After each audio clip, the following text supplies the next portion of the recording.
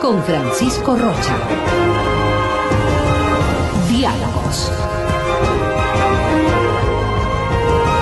Diálogos.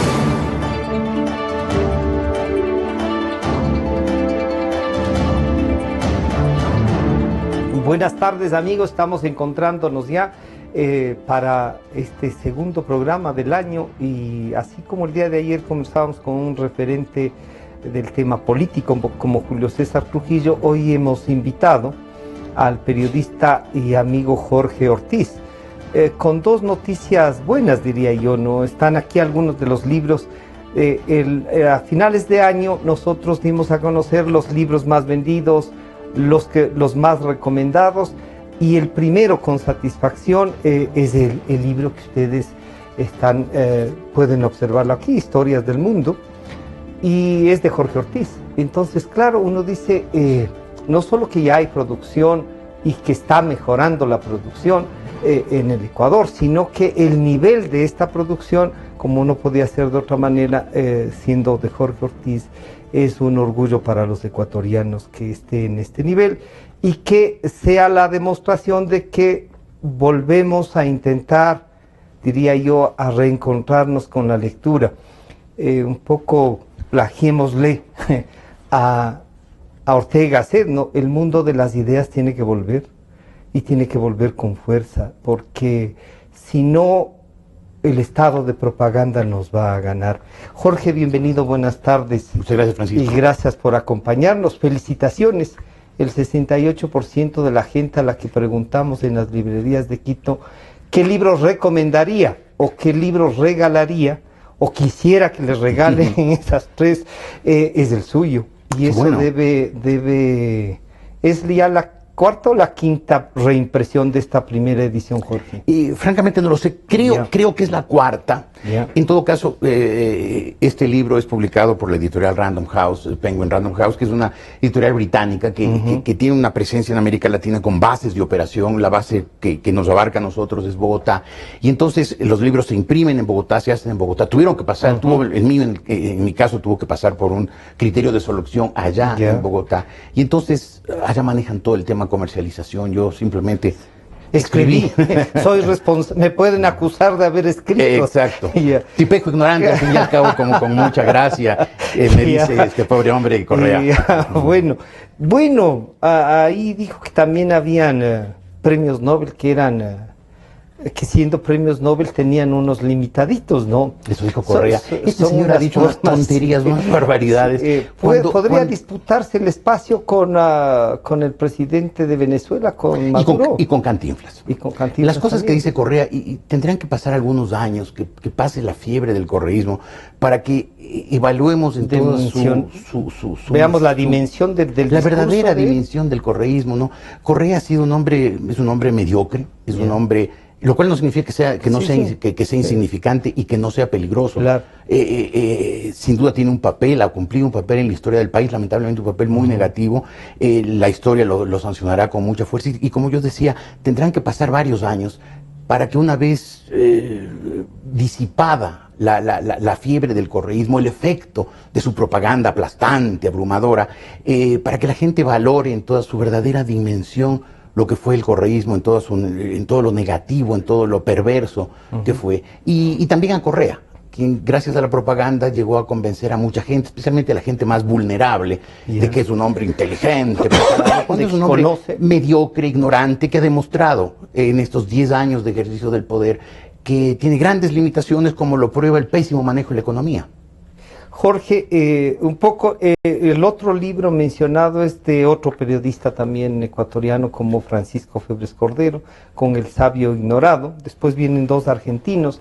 Está también este del Castigo Divino y uno de dos chilenos que es Diálogo de Conversos, que tiene que ver, digamos, de este diálogo de dos comunistas, ¿no? Claro, de dos militantes. Tanto Ampuero como Rojas pues fueron militantes de la izquierda revolucionaria en los años 70. Que la van repensando, no dejando de ser de izquierda, pero repensándola y volviéndola más, yo diría, más humana, menos totalitaria, porque como que el siglo XX sí dio el tinte de totalitarismo a la izquierda pura, digamos, o al socialismo real que se denominó. ¿Piensa usted que esto es así, Jorge? Sí, sin duda, y no solo a la izquierda. El siglo XX fue un siglo de radicalismos, ¿no? Y la izquierda se radicalizó con las formas más perversas del socialismo y del comunismo, y la derecha también se radicalizó con esas formas también perversas que fueron el nacionalsocialismo, el nazismo y el fascismo. Por eso el siglo XX tuvo dos guerras mundiales, la primera del 14 al 18, la segunda del 39 al 45, y después a partir del año 49 hasta el año 79 la Guerra Fría. Es decir, esa radicalización de las posiciones políticas llevó al mundo a un derramamiento de sangre espantoso, monstruoso.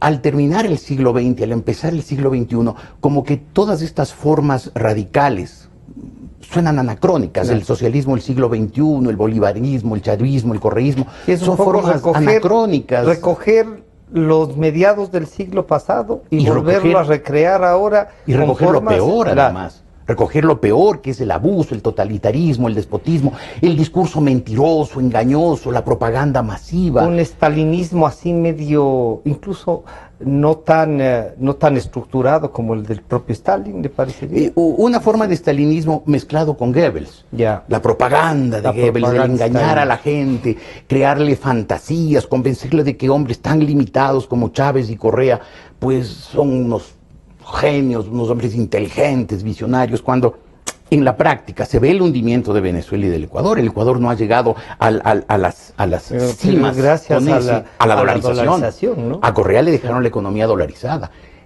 Se ha puesto Francisco a pensar ¿Qué la nos habría catástrofe pasado? que hubiera sido para el Ecuador si la política monetaria hubiera estado en manos de un hombre tan inepto y tan irresponsable como Correa. La economía se ha salvado, pese al pésimo manejo del correísmo por la dolarización. Y va a tener que enfrentarla para defenderla el que venga. Y veamos con grandes dificultades. Jorge, permítanos recorrer un poco el volver a tratar un tema de Jorge Ortiz. Usted es quiteño, padre y madre también quiteños, Jorge. Sí. Sí, o sea que usted sí ya es quiteño residente en Quito. ¿En dónde bueno, nació, abuelos ya no. Ya Mis no. abuelos ya son de Riobamba, de la provincia del Carchi, pero básicamente mis raíces también son quiteñas. Están Sí. En Quito. ¿En qué escuela estuvo, Jorge?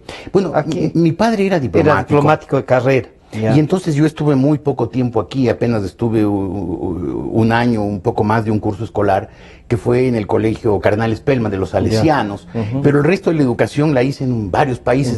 Empecé la escuela en Barcelona, en el Instituto Balmes de las Escuelas Pías, después estuve en Miami, después en México, después en Chile, después en el Perú, y toda la secundaria, casi toda la secundaria la hice en Buenos Aires, en la Argentina, con los hermanos maristas en el colegio Champañá. En el Champañá, en los hermanos maristas. Y ahí se graduó el bachillerato. Exacto. Después estudió aquí en la Universidad Católica. Empecé en la Argentina, en la Universidad de Buenos Aires, que en esa época no se le decía la UBA. Ahora era la Universidad en esa época era la Universidad de Buenos Aires. Tenía nombres completos, no siglas, sí. Nos han acostumbrado a las siglas, sí. Las siglas. Sí, era la Universidad de Buenos Aires, y después vine acá a la Universidad Católica, estudié en la Facultad de Derecho, y después estuve en el exterior, estuve en varios lugares también estudiando, picoteando por todos lados. ¿No terminó de estudiar Derecho o egresó en Derecho? No terminé de estudiar, me faltaron un par de materias. Por entonces, y desde ya varios años me había metido en el periodismo, me había entusiasmado con el periodismo. Por entonces en el Ecuador había un periodismo libre.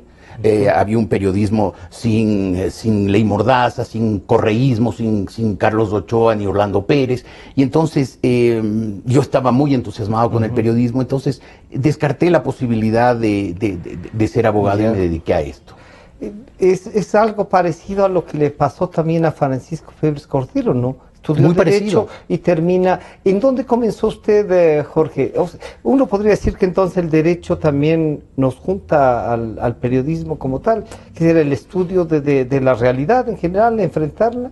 Bueno, varias personas que estuvieron, y concretamente en la Facultad de Derecho de la Universidad Católica en esos años, terminamos en el periodismo, antes que yo, varios años antes, Patricio Quevedo, Benjamín Ortiz, Claro. y Francisco Férez Cordero no solamente fue compañero mío en la universidad, sino antes había sido en el Colegio Spellman. También se conocieron sí, ahí, claro, ya. somos amigos de toda la vida, y además de la amistad hacia él, yo le tengo una enorme admiración por su talento especialísimo, ¿no? Especialísimo, raras veces visto. Y claro, como que el derecho a muchos de nosotros no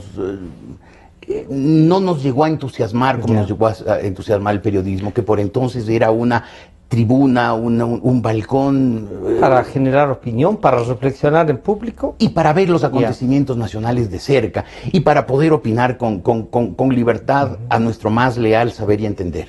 ¿Usted comenzó a trabajar en el diario El Tiempo? No, Ser, empecé en la empresa Grupo El Comercio, empecé en Últimas Noticias. Rápidamente me trasladaron al diario El Comercio y ahí trabajé varios años, 13. Entonces, cuando vas al Canal 4, al grupo... No.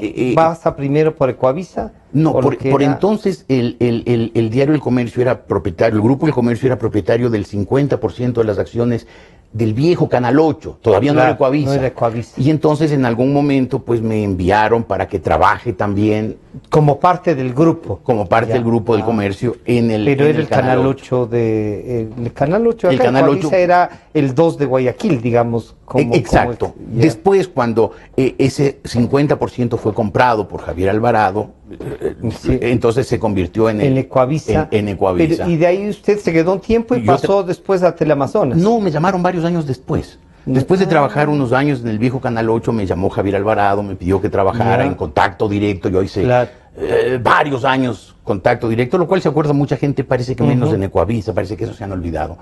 Y después salí de Ecuavisa cuando hubo la crisis bancaria del año 99, eso generó muchas tensiones. Yo estuve en una posición muy crítica con el sistema financiero. Jorge, usted ha tenido una posición crítica siempre en lo que había que criticar. Creo que el periodismo sirve para eso. Y necesita eso, ¿no? George Orwell decía que periodismo es publicar algo que a algún poderoso moleste, que lo demás son relaciones públicas. El periodismo tiene que ser crítico, tiene que ser no un poder, sino un contrapoder, una forma de equilibrar, de repartir el poder, porque el poder repartido y compartido es la esencia de la democracia. Por eso en el Ecuador hoy no hay democracia, porque no hay un poder repartido y compartido como hay en los grandes países desarrollados y prósperos. Aquí lo que hay es un poder concentrado en un tipo que maneja el poder abusivamente, prepotentemente, y que quiere, a través de terceros, quedarse el resto de su vida mandando. Después de esta salida por estas tensiones que usted nos recuerda, deja Ecuavisa. Deja Ecuavisa. Y pasa a Teleamazonas. Un largo rato después. Un largo rato. Pero después sigue escribiendo en algunas revistas, en el periódico Hoy. Sí, cuando yo salí del diario El Comercio, cuando empezaba el gobierno del presidente Febres Cordero, no tuve una buena relación con el Partido Social Cristiano. El presidente Febres Cordero, de alguna manera, aunque en algún momento me dijo que él no había influido directamente en el tema, tendría que creerle. Pero sin dudas la gente del gobierno presionó duro en esa época.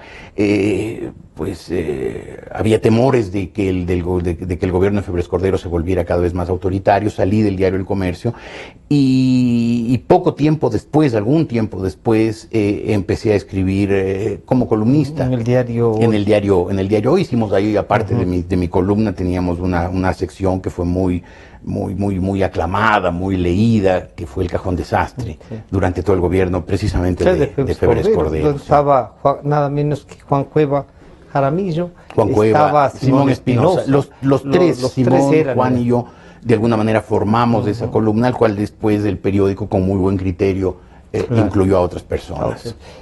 Jorge, este ejercicio y lo que a usted se le vino a la mente, además decía, molesta a los poderosos.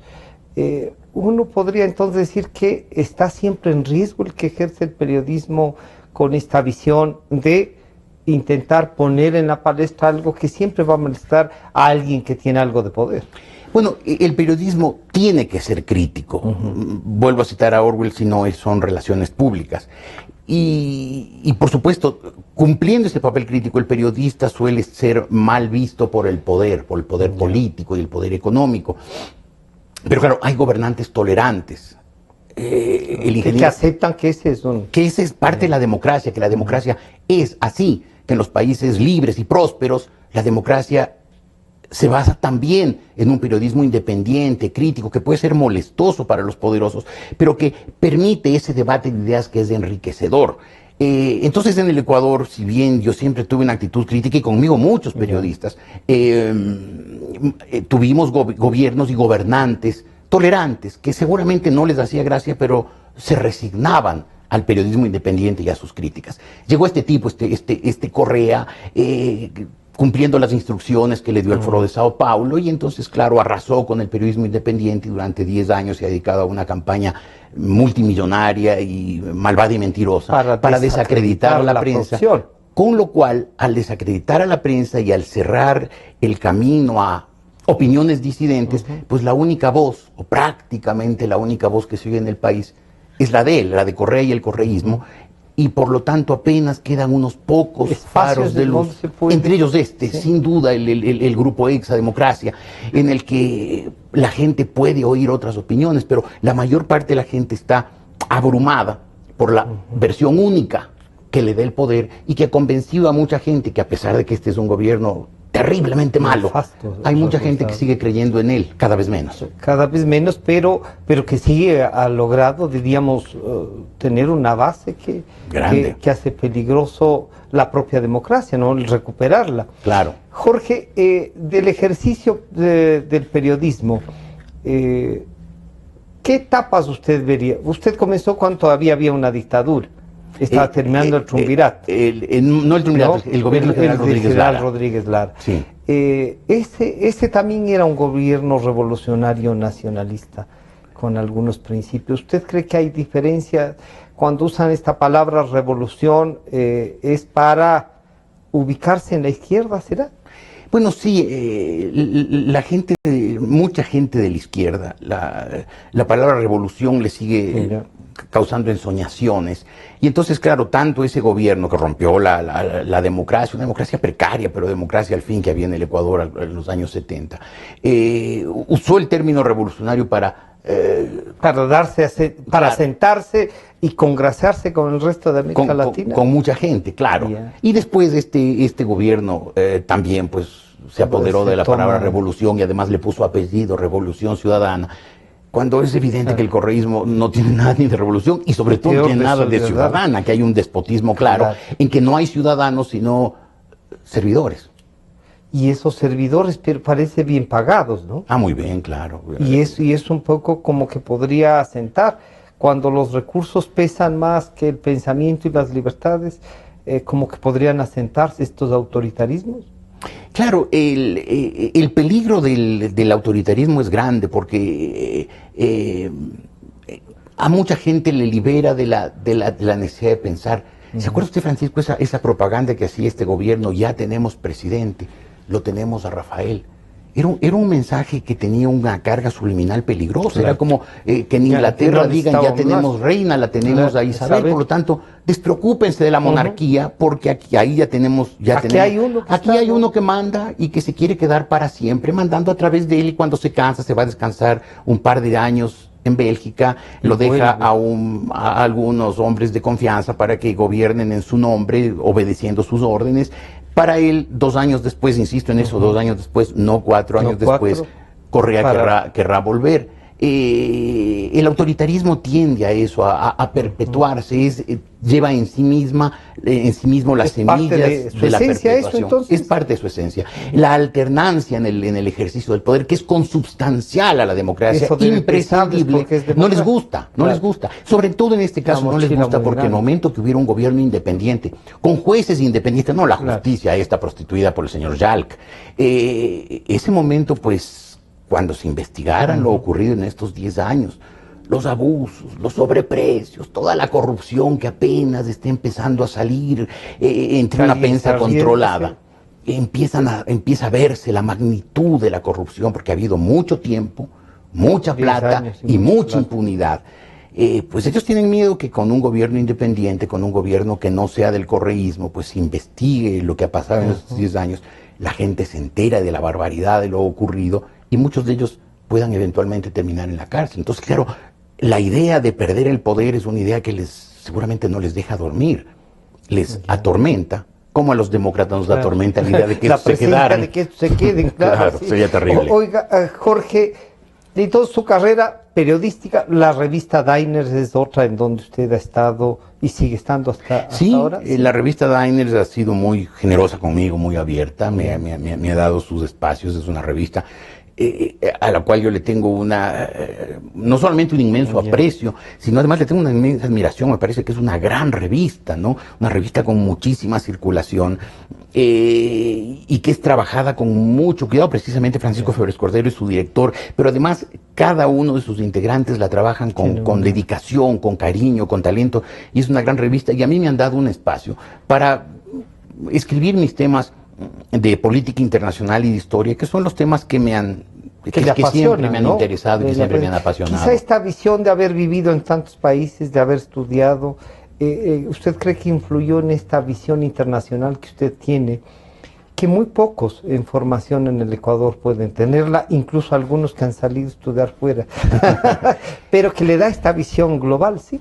Probablemente sí, claro, el haber vivido tantos años fuera, en un ambiente diplomático. Los diplomáticos eran personas que trabajaban muy resueltamente por el país. No esta mamarrachada que dice este tipo de... no eran las momias cocteleras. Este tipo dice unas adefesios, pobre hombre. Con el tiempo entenderemos la magnitud de su limitación. Pero además esto fue acuñado que por Velasco Ibarra cuando quería dañar realmente con imaginación. Pero no con el vulgo, digamos. Este no es original en nada. A Correa todo lo instruyó el Foro de Sao Paulo. Sus citas más notables eran a Piero. O sea, es un hombre limitadito. Pero bueno, y me estoy robando la palabra que él a su vez le habrá robado a alguien, esto de limitadito. Es que me hizo mucha gracia porque se lo aplicó a un hombre tan talentoso, tan brillante como Mario Vargas Llosa, sin duda hoy el escritor más potente de América Latina, un hombre reconocido mundialmente, además con el ganador del Premio Nobel. Además, creo que el momento crucial en mi interés por los temas de la historia de la política internacional, que era algo que ya me gustaba y que ya me atraía y que ya le había dedicado tiempo, fue cuando mi padre fue embajador en Berlín Oriental. Él fue enviado para abrir la embajada del Ecuador en Berlín Oriental, la Alemania democrática. La llamada democrática, que de democrática no tenía nada. Que era una aspiración seguramente. Claro. Y cuando yo llegué allá, pues todas las noches veía pasar por la avenida donde vivíamos, que se llamaba Leipziger Straße, veía pasar los tanques rusos. Soviéticos en esa época, y de pronto me dije, bueno, tú no sabes suficiente de la Unión Soviética, y entonces me puse a enterar y me puse a leer, y debo haber leído, no sé, 100, 120 libros sobre Rusia. La historia rusa me apasiona. Ahora mismo estoy leyendo un libro que salió en noviembre, hace 45 días, que todavía no ha llegado acá, lamentablemente, que se llama Los Romanov, y se refiere a los 300 años en que la dinastía de los Romanov, hasta 1917 gobernaron Rusia. El último zar fue Nicolás II, el último zar Romanov, que fue destituido, que fue derrocado por Lenin cuando empezó la Revolución Socialista de octubre, de la cual se van a cumplir 100 años. Claro. O sea, el socialismo como sistema político va a cumplir en octubre, noviembre de este año 100 años de fracasos, un siglo entero de fracasos del socialismo. 100 años, y diríamos casi en ningún país que pueda demostrarnos que eso ha tenido éxito. Sin el casi. No hay en ningún país. Mucha gente confunde el socialismo con la socialdemocracia. Ya, La socialdemocracia es otra cosa. Sí, no es un sistema capitalista. Era más, con más una- hacia la Europa central, diríamos, ¿no? Claro, Y la a Europa central y occidental. la Europa del norte, ¿no? Los países nórdicos, mucha gente dice, pues también hay un régimen socialista en Suecia, en Dinamarca. Claro. No es cierto, esos son regímenes socialdemócratas, socialdemócratas. que son regímenes capitalistas con gran contenido social y con gran preocupación por lo social. Los regímenes socialistas de Estado han fracasado Eso es- todos, uno por uno, sin faltar ninguno. Jorge, ¿cómo definiría usted entre izquierda y derecha? Y ahí le diría yo, en su juventud, como suelen decir, era también que de esta izquierda soñadora de la que veía en la isla de Cuba una esperanza de cambio social y no de venganza, de rencor humano. Yo no. ¿No? En realidad yo nunca creí en la Revolución Cubana. Claro, eso empezó el 1 de enero del año 1959, cuando yo ya llegué a la juventud y a la universidad, ya eran prácticamente los 70, ya se había visto que ese régimen había derivado hacia el autoritarismo, que era un régimen ya era una dictadura represivo, ya una dictadura vinculada a la Unión Soviética en plena Guerra Fría, con las tropas cubanas ya combatiendo las guerras soviéticas, convertidos en muchos casos, como ocurrió por ejemplo en Angola o en Mozambique, en carnes de cañón del régimen soviético. Entonces creo que ya no había ya no era eso como ilusionarse como modelo ni como propuesta de una utopía, claro, ¿no? Claro. Que siendo válida la han destruido. No sé si Como válida, utopía, porque no sé ¿no? si el sistema suena bien, Ya. o sea, el socialismo en palabras En el es un discurso. sistema ensoñador, ¿no? Uno dice justicia, igualdad, todo eso suena muy Sí, bien. En la práctica derivado en unos autoritarismos atroces, Claro. que no solamente han liquidado la libertad de sus pueblos, sino que la han sumido en la pobreza y la pobreza y el retraso. Veamos que la Unión Soviética, el gran imperio socialista, Claro. de 1917 a 1989, creció. Llegó un momento en que la gente creyó que el socialismo era el destino Claro. de la humanidad, siguiendo además las Que era además de esa enseñanzas gran de Marx y potencia Engels. Y sin embargo, la Unión Soviética lo que hizo es quebrar, implosionó cuando su fracaso económico y su fracaso político generó un descontento social tan grande que la Unión Soviética colapsó, se hundió hacia adentro, y al colapsar la Unión Soviética colapsaron todos los Además países. encontramos algunos países que no solo no habían logrado hacer ni siquiera la parte social algo representativo, sino que estaban sumidos en la mayor pobreza, ¿no? Claro, O casi sea, todos. La Rusia estaba, no bien, pero digamos era más, pero la periferia de lo que era la Unión Soviética. Pero por dentro Rusia Eso también era. estaba liquidada, ¿no? Todas sus instituciones funcionaban bien. Hay una serie de libros que hoy revelan la verdadera situación interna de Rusia y de toda la Unión Soviética y todo el imperio soviético en Cuando esos le años. acusan a Gorbachev que con su perestroika destruyó este imperio, usted diría lo que le puso es en la realidad, en la magnitud de lo que estaba. Yo creo que el presidente Mikhail Gorbachev, cuando llegó al poder en 1985, se encontró con un país quebrado. Quebrado y fracturado, quebrado económicamente y fracturado socialmente. Y entonces él, formado en el socialismo, militante de base del Partido Comunista, trató de darle alguna forma humana, de abrir un poco ese sistema para que sea viable. Pero Claro, el gran... es la cuestión de abrir un poquito la puerta y se Claro, desató. los regímenes autoritarios son como las bicicletas, esa es una vieja frase, ¿no?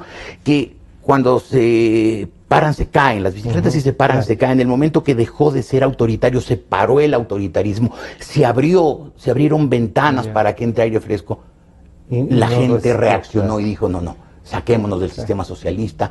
Desde 1917 hemos estado en él, ya están muchos años, estamos terminando la década de los 80, hemos tenido 3/4 de siglo de socialismo, se ha experimentado de todas formas y no hay manera, este sistema no funciona y a buscar otra cosa. Usted podría, si es que alguien le dice es Jorge Ortiz de derecha, ¿usted cómo podría definir Jorge? Yo soy liberal. Es liberal. Soy liberal. Y liberales ser de derecha No, ahora? no, liberal es el liberal, y en muchos aspectos del liberalismo Era la es izquierda, mucho más transformador que la mayor. Y no estoy hablando del liberalismo radical alfarista, estoy hablando del liberalismo sí, sí. como un sistema de derechos, garantías y libertades, donde la libre circulación de ideas, el libre debate de ideas permite que la sociedad florezca, que permite también el emprendimiento, pero que también reconoce en el rol del Estado Estado. un papel de árbitro, un papel de morigerador. Es decir, creer en todas las... O sea, este momento, por ejemplo, hay grandes pulsiones sociales por ciertas aperturas, por ciertos cambios. Claro. Por ejemplo, el tema de los derechos de los homosexuales. Un liberal tiene que creer en los derechos de la gente, más allá de sus espacios. Tienen que tener todos sus derechos. La tolerancia para entender estas nuevas formas de la pensar tolerancia sería para entender todo. Por eso entonces, un liberal no puede liberalismo... soportar un régimen así, autoritario, mandón, represivo. Y entonces, ¿qué sería esto? ¿Lo conservador? Porque a veces se dice, es conservador y dice de derecha. No. Hay algunos que, ayer decía el doctor Trujillo Francisco, uno era conservador por lo confesional, no por las ideas. Claro. Porque nosotros planteamos ideas transformadoras también. Claro. Bueno, claro, en el Ecuador se ha visto mucho el liberalismo como la antítesis del conservadorismo y el conservadorismo como un régimen vinculado al clericalismo, sí. y el liberalismo más Menos laico. clerical, laico diría. Sí. Hoy Pero esa ruptura, ese eje ya no existe. Ya no.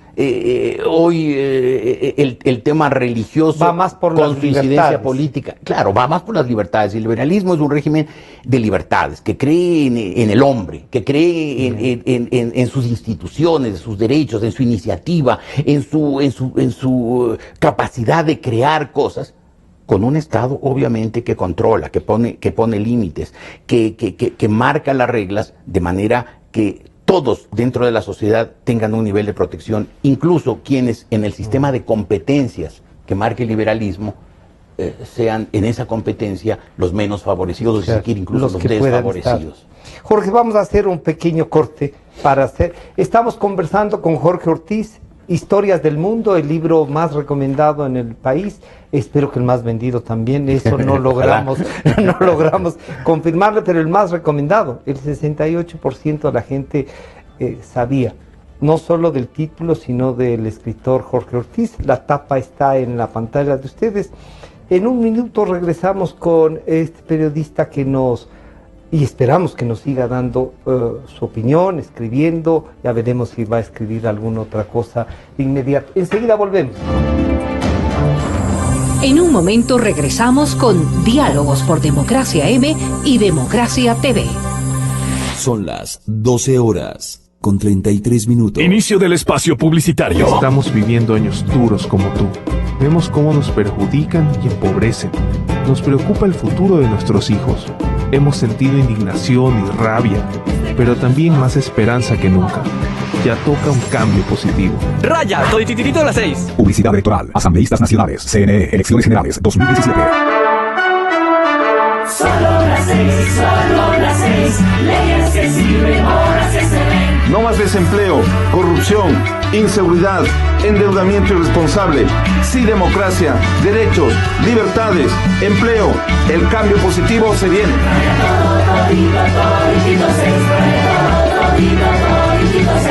Soy Santiago Guarderas, candidato a asambleísta por el Distrito Centro Norte. Publicidad electoral, asambleístas provinciales, CNE, elecciones generales 2017. Fin del espacio publicitario. Desde el Distrito Metropolitano de Quito, Cadena Democracia, la radio de la gente. Francisco Rocha está de vuelta con Diálogos por Democracia M y Democracia TV.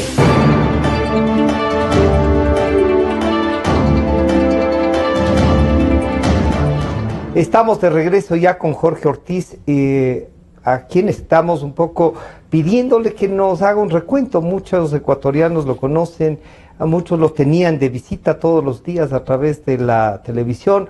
Ahora lo pueden seguir leyendo en varios artículos, en varias emisoras donde tenemos la suerte de contar con él para su opinión, para esclarecer algunos temas. Y claro, ahora felicitándole, iniciando el año con sus Historias del Mundo, el libro que él presentó a mediados de año. A mediados de año, sí. Y que ya va en la cuarta o quinta reimpresión. Esperemos que a lo mejor luego le toca revisar y hacer ya una segunda edición. O un nuevo libro. O un nuevo libro también, ¿no? Claro. Jorge, le preguntaba en medio del corte, ¿usted no ha dado clase? Me dijo, sí, pero que no era un poco así, le gusta más una atención más concreta, ¿no? Sí, tengo si se quiere, la deformación profesional de haber trabajado muchos años en la televisión. Y entonces, claro, esa cámara tiene 100% de atención hacia quien está hablando.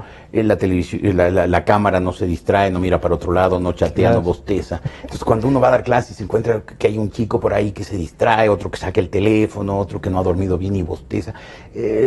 Pierdo la concentración. Entonces, creo que mi camino más es escribir. ¿Es escribir?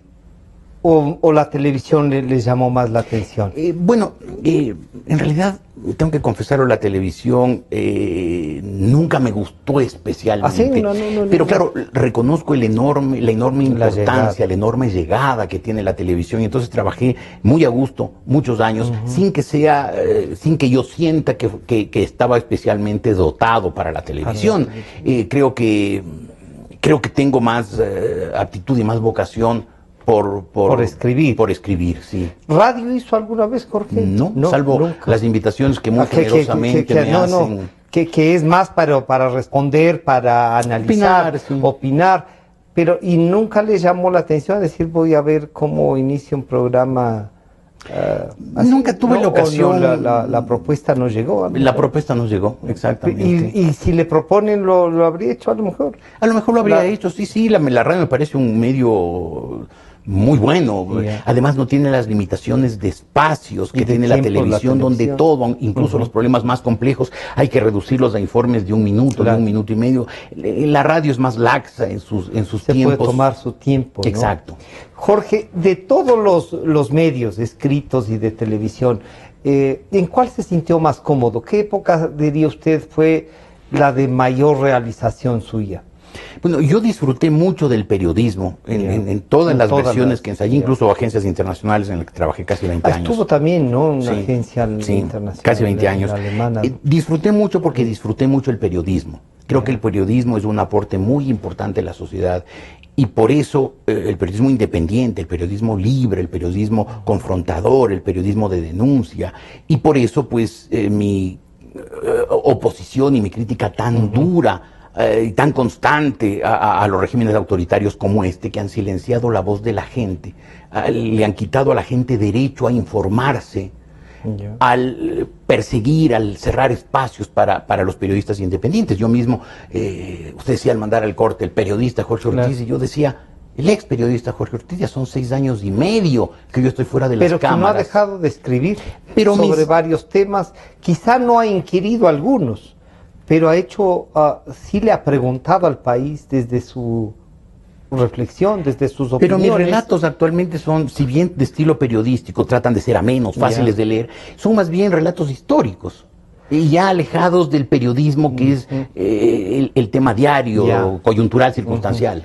Pero Jorge, lo que pasa es que muchos, en los que yo me incluyo, no solo que no pensamos dejar de verle de periodista, aunque el escritor aflora, y aflora a veces con mucha más fuerza que el periodista, la demostración es su libro, ese encanto que a veces se puede perder incluso en la columna diaria, pero una columna en la que muchas veces se reprodujo la suya, algunos pidieron que se hiciera eso, pagaron para que se reprodujera lo que usted había escrito. En este caso lo están comprando para leerle no una columna, sino que, ¿será que esto de mezclar entre el periodista y el escritor, que comienza a aflorar en estos años de represión? Sí. O sea, ¿le sacaron la pluma por otro lado? Claro, a ver, cuando el correísmo, el gobierno se ensañó conmigo, la persecución fue muy directa contra mí y tuve que finalmente apartarme del periodismo hace, como le digo, 6 años y medio. Tuve que de alguna manera reinventarme para sobrevivir, tenía que ganarme la vida. Yo siempre he vivido de mi trabajo y por suerte he vivido austeramente, ¿no? Nunca he sido hombre de lujos, de excesos, de autos nuevos, ni nada de eso. Pero tenía que ganarme la vida. Y entonces descubrí que así era una forma de hacerlo. Entonces ahora me dedico a eso, a dar charlas de historia. De historia del mundo. Sí. Hay muchos temas de la historia del mundo que son muy importantes, muy trascendentales. Y que además hay que hacerlos conocer para que podamos reflexionar, Jorge. Claro, y que además han influido muy decisivamente en la formación de todos los estados, de todas las sociedades, incluida, sin duda, la nuestra. Y que esos temas, pues muchos son aquí muy poco conocidos. Entonces, por eso me dedico, tanto en la revista Diners como en mis libros, a escribir sobre esos temas, relatos históricos, en los que rescato el estilo periodístico que cultivé durante todos los años en que fui periodista activo, y que ahora pues he tenido que dedicarlos más bien a estos relatos de la historia. Pero si uno ve estos, ya no es el periodista que está, sino tiene una visión del mundo, es el periodista también, pero es el escritor. Claro. Ortiz se transforma ya en y yo diría, en la persona que tiene un punto de vista que no quiere calcular el momento, sino que le dice, esto es lo histórico y esta es una visión de la humanidad. Tanto, ¿sí? O sea, yo me siento ya de alguna manera ex periodista, porque además, después de 6 años y medio, es difícil que me siga sintiendo periodista cuando ya no estoy en el ejercicio diario de la profesión, una profesión que en estos años del correísmo ha sido muy, muy perseguida y muy vilipendiada y muy calumniada. Pero además, no veo muchas posibilidades de que eso se rescate. La oposición en el Ecuador, la oposición al correísmo, la veo sin ideas, sin fuerza, sospechosamente dividida. Y mientras tanto, pues el gobierno está utilizando tramposamente, mañosamente, todos los recursos del Estado para posicionarse, para mantenerse, para no perder el poder, para que Correa deje a uno de sus amigos, para que gobierne en su nombre cumpliendo sus instrucciones. Y si la oposición no encuentra en el tramo final de la campaña la forma de despertar a la gente, de hacerle ver toda la maldad y todo el fracaso que han sido los 10 años del correísmo, pues podría ser, para desgracia de este país, que siga este modelo político y económico que tan mal ha hecho al país, al extremo de que el correísmo ha hecho algo casi imposible: desperdiciar la mayor bonanza económica de la historia del Ecuador. Nunca el Ecuador tuvo, como ha tenido estos 10 años, una bonanza económica tan grande, gracias a la dolarización y a los precios extraordinarios que tuvo el petróleo durante casi 7 años. Este gobierno manejó las cosas tan mal que hoy, cuando está yéndose Correa, yéndose a mandar desde Bélgica, según aspira él, el Ecuador tiene la economía semiparalizada, la cadena de pagos rota, la incertidumbre generalizada, la inversión prácticamente nula y una situación de desconcierto en los agentes económicos, en la gente, que dice qué va a pasar y que trata de gastar menos, de ahorrar, de solo gastar en lo imprescindible ante la incertidumbre del qué nos vendrá después. Eso después de la mayor bonanza económica de la historia del Ecuador. Es comenzar a reconstruirse. Es incomprensible. Demuestra que Correa ha sido un gobernante absolutamente inepto y que en esta parte final, además de inepto, ha sido muy irresponsable porque, además de todo, deja al país endeudadísimo, hipotecado. Jorge, en el ejercicio del periodismo, y la gente tenía pues, la versión suya en las mañanas, al mediodía, en la noche, en la hora que se presentara, pero sobre todo en las mañanas, la entrevista suya del día que marcaba lo que iba a opinar el resto del país en ese día. ¿Se le fue la mano alguna vez en ser muy duro, en querer poner su visión como la visión que debería haber, o esa es la obligación también? ¿Fue duro? ¿Se cargó, como dirían ahora? A ver, yo creo que sí debería ser un mea culpa. Sí, en algunos momentos, y no me refiero a este gobierno, al que había que señalarlo con el dedo constantemente porque ha sido un gobierno muy ineficiente y además muy mentiroso. Pero a lo largo de mi carrera, que fue larga, sí creo que en algunos momentos ¿pudo haber cargado la mano? Me excedí en la crítica. Yo nunca traté de imponer mis puntos de vista porque yo la opinión la daba muy tangencialmente, muy lateralmente. Yo lo que hacía es interrogar a los protagonistas de la noticia y cuando hacía falta, pues hacerles notar sus incongruencias. Que nos iban a pasar mintiéndole a usted también. Sobre todo sus incongruencias, sus contradicciones, sus vacíos. Yo creo que ese es la labor de la prensa. A veces, si se quiere desenmascarar a los protagonistas de la vida política, cuando esa vida política no es manejada con la rectitud, con la corrección, con la decencia que se requiere. Creo que sí, por momentos la crítica fue muy fuerte y yo personalmente tengo que hacer un mea culpa. Creo que el periodismo por momentos también hizo eso y por lo tanto de alguna manera fue corresponsable del correísmo, porque tan dura fue la crítica, por momentos tan despiadada, sin reconocer a veces en su magnitud los aciertos que había en el Ecuador. Hizo que mucha gente pues cayera en la ensoñación del populismo, y cuando llegó un hombre rupturista y sin duda con un gran carisma y muy pocos escrúpulos como Correa, pues la gente le siguiera creyendo que claro, que había que sanear la vida pública, que la vida pública estaba torcida, podrida, corrompida y que había que cambiar todo. Lo único que logramos con eso pues es un gobierno autoritario que sacó lo peor de los años previos de democracia y eliminó las cosas buenas que había, entre ellos el derecho a opinar y a disentir.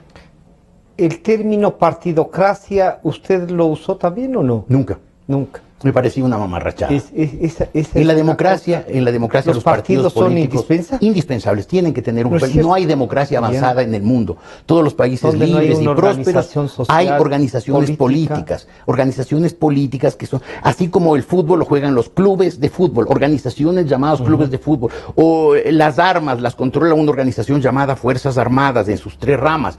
Asimismo, la vida política se canaliza a través de los partidos políticos. Lo que había que exigir, lo que habría que exigir, lo que hay que exigir es que los partidos políticos sean serios, representativos, orgánicos, dirigidos por gente preparada, capaz, no por demagogos y aventureros. Pero el tema de partidocracia era una mamarrachada, era como ahora Pablo Iglesias usa la casta. Es el mismo estilo, el foro de Sao Paulo, solo la descalificación, el populismo. Es la descalificación. Es tratar de decir todo es malo y aquí soy yo el bueno y llego a solucionar todo, lo cual es una gran mentira. Jorge, de esto del retorno a la democracia, desde Roldós hasta ahora, ¿qué gobierno usted diría llenaba estas expectativas de democracia? Tiene, unos dicen con Roldós y Hurtado, como era el volver a encontrarse con este sistema donde no había militares sino ya civiles, poniendo gente distinta. Me acuerdo que se sorprendieron cuando Hurtado nombró gobernadora a Emérita Quiñones, y ahora parecería que recién ahora hay mujeres y de raza, diríamos así, para...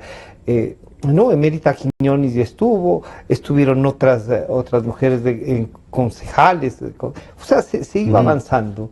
Borja tuvo un primer levantamiento y llegó a acuerdos en ese levantamiento. Con los campesinos, con los indígenas y campesinos. Sixto Durán Ballén tuvo el problema de Flores y Miel, pero metió a la cárcel, se fue su vicepresidente. Alberto Aguirre, claro.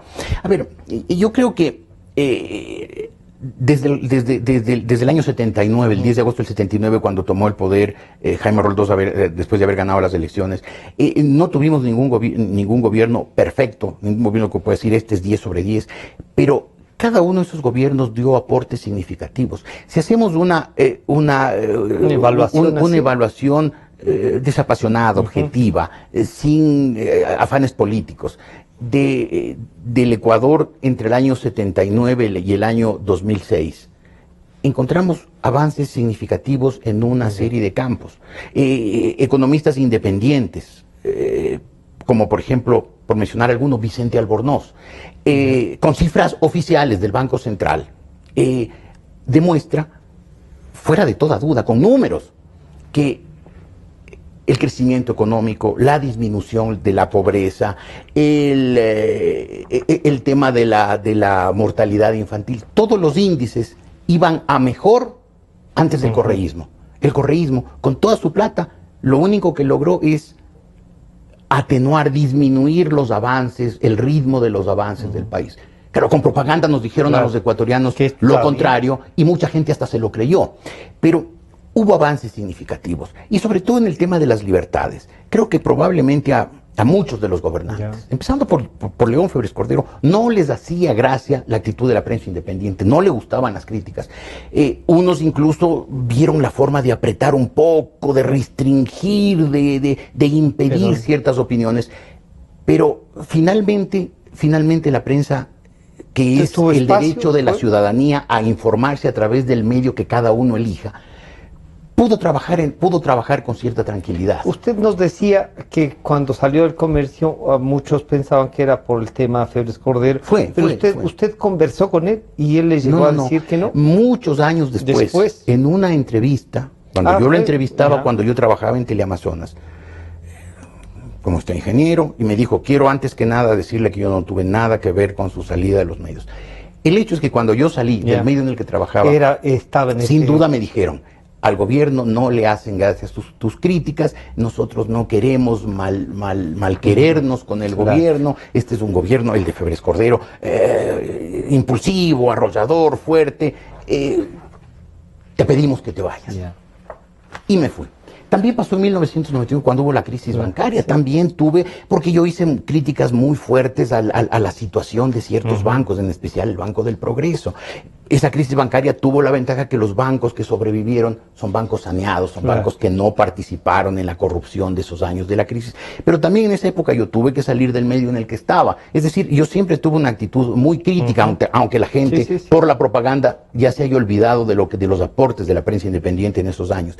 Pero los gobiernos, desde Jaime Roldós hasta el último, antes del año 2007, fueron gobiernos que, algunos con resignación, otros con genuina aceptación, permitieron las críticas, permitieron la labor de la prensa independiente y permitieron que la gente se informe como debe informarse en una sociedad libre, por el medio que cada uno elija, oyendo o leyendo al periodismo que cada uno elija, de una variedad de medios y de una variedad de periodistas con una diversidad de opiniones. Cada uno sigue el medio que quiere. Eso es una sociedad libre y próspera. Este gobierno cercenó esto y este es uno de los motivos por los cuales deberá responder ante la historia. Jorge, la salida de Bucarán, de Maguad y de Lucio Gutiérrez, ¿dañó este proceso de avance paulatino, de ir mejorando, de construyendo? ¿Creo que exageró la sociedad al votarlos? ¿O?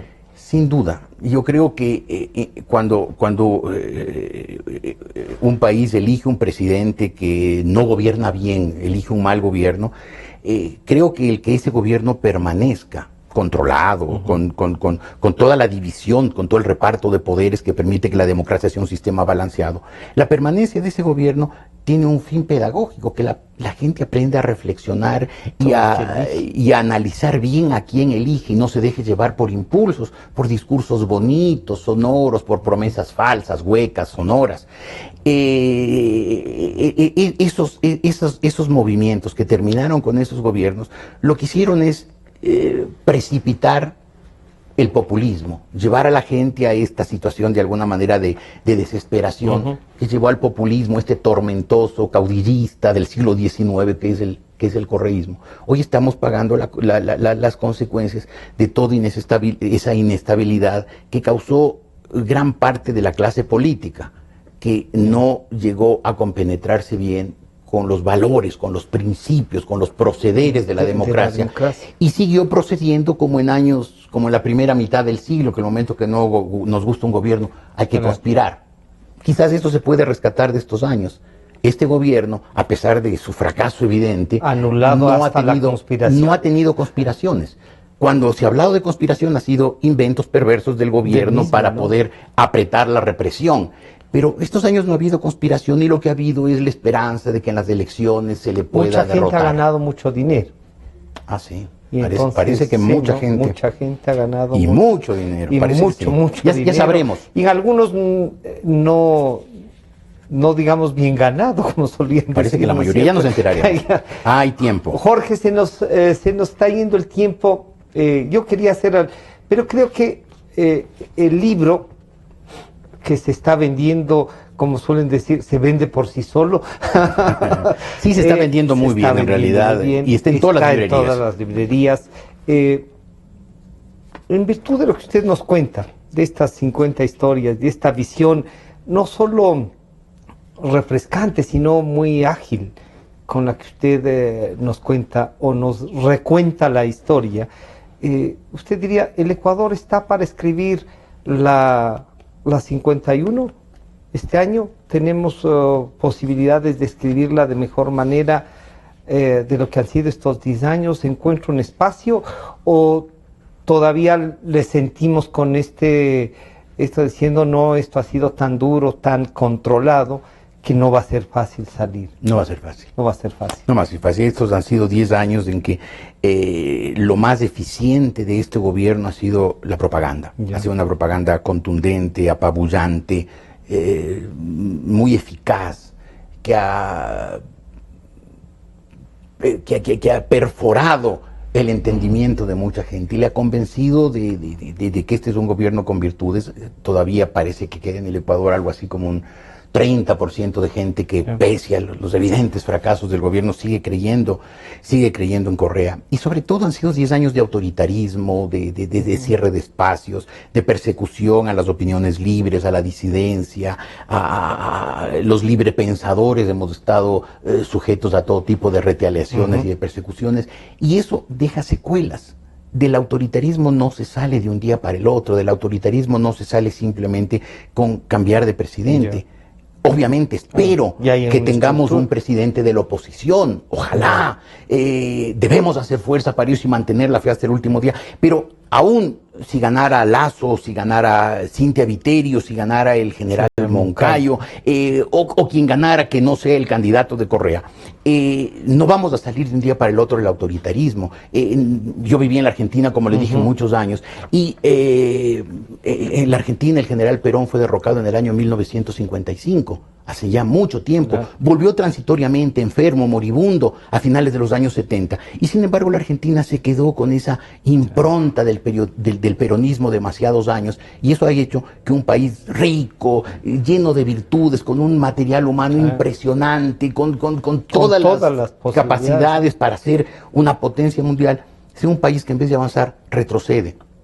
Es decir, el peronismo, que tiene muchas similitudes con el chavismo y con el correísmo, dejó su huella tan profundamente, tan perversamente en la sociedad argentina, que a pesar de que ha habido otros gobiernos, el presidente Alfonsín, el presidente de la Rúa, hoy el presidente Macri, sigue la Argentina sojuzgada por comportamientos peronistas. Mi preocupación más grande es que, aun cuando ya terminemos con el correísmo, las improntas perversas del correísmo, sus peores características, se mantengan en el Ecuador durante muchos años y nos cueste tal vez una década o incluso tal vez una generación librarnos de esas malas artes, de esos procederes. ¿Usted ve que hay una infraestructura montada para que incluso saliendo todavía van a tener? Aparte de la infraestructura institucional, en la mente de mucha gente queda ese estilo, esa forma, porque en 10 años no hemos visto nada más.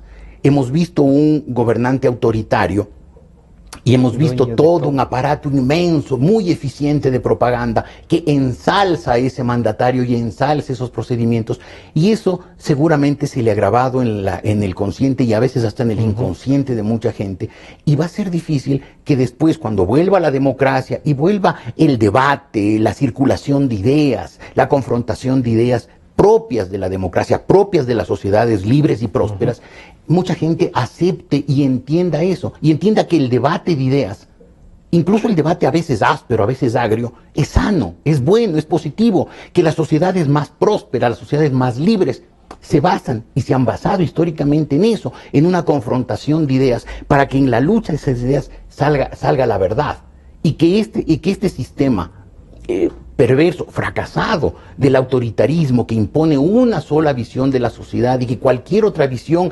la calumnia y la desprecia, es negativa, y que eliminar la confrontación de ideas, que no existe un congreso deliberante, que a veces llegue incluso a excesos, pero es sano para una sociedad. Esos desahogos son necesarios, y esa confrontación de ideas es lo que ha hecho a la prosperidad de las naciones libres.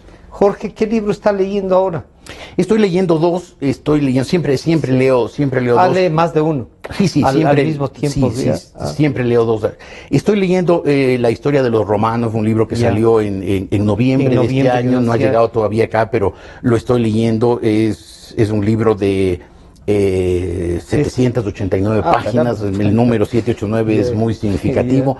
Es un muy buen estudio sobre los 300 años de la familia de los Ares. Gobernante de los Ares hasta Rusia, 1917. ¿No? Ellos eran los zares de todas las Rusias desde la época de Iván el Terrible hasta el último que fue Nicolás II. Y estoy leyendo uno de los tantos libros que a mí me encantan de Amin Maalouf. Es un escritor libanés que vive en Francia, que escribe en francés, es un historiador y un filósofo que me ha ayudado muchísimo a comprender uno de los temas que me interesa mucho, que es el Oriente Medio. Soy un apasionado y un estudioso de los temas del Oriente Medio. Primero de la historia de las religiones y después particularmente del Islam y de todo lo que ha significado el Islam en estos 14 siglos. Y Amin Maalouf, que es un hombre libanés, árabe, nacido en el Islam, me ha ayudado mucho a entender. Entonces de él he leído, no sé, seguramente algo más de 10 libros de él, y lo leo con mucha gracia. Sigo siendo, en todo caso, como muy bien me califica el señor Correa, un tipejo ignorante. Jorge, ¿y qué libro está escribiendo? Pues en este momento no estoy escribiendo, estoy acumulando una serie de artículos de estos relatos históricos que son mi beta. Se va haciendo su especialidad actual. Y estoy escribiendo sobre estos 100 años de fracasos del socialismo en el mundo. Pequeños relatos de cosas que han pasado en cada Laos, uno de estos países donde... Nada muy sistemático, sino relatos, historias, si se quiere, en algunos casos incluso anecdóticos, pero demostrativos de una pauta general que ha significado el fracaso del socialismo como sistema que, debo insistir, no es la socialdemocracia europea, es el socialismo real, que aquí en América Latina lo hemos visto en Cuba, que estuvo en todos los países del Imperio Soviético. Y con la peor parte. Y con sus peores prácticas. Jorge, muchas gracias por acompañarnos. Felicitaciones por el libro. Gracias por el aporte permanente que hace. Al contrario, gracias, a reflexionar. El libro está a la venta, como ha dicho, en todas las librerías. Ustedes pueden ver en la pasta. No hay, dificultades de conseguirlo. Al principio, la primera impresión, sí, comenzó a haber dificultades. Están aquí libros como El No Me Toques, o esta recopilación de entrevistas de Castigo Divino, el libro de Francisco Febres Cordero. Hay algunos otros, se nos quedó el tiempo, Tú no eres como otras madres, Tan poca vida, De la estupidez a la locura, de Humberto Eco, que están, está en la mente de la gente, lo cual me ha alegrado también, Jorge. Un lindo año, esperamos un nuevo libro, y siga colaborando con el país desde la reflexión. Siempre puede. Gracias, Francisco. Como escritor, pero no deje esa vena periodística de inquirir a la sociedad desde el pensamiento y la reflexión. Cuando vuelva a la libertad, me encontraré algún espacio. Gracias. A ustedes muchas gracias, nos estamos encontrando, hemos conversado con el periodista y escritor, yo voy a seguirle diciendo periodista porque espero que así sea, Jorge Ortiz. Hasta el día de mañana.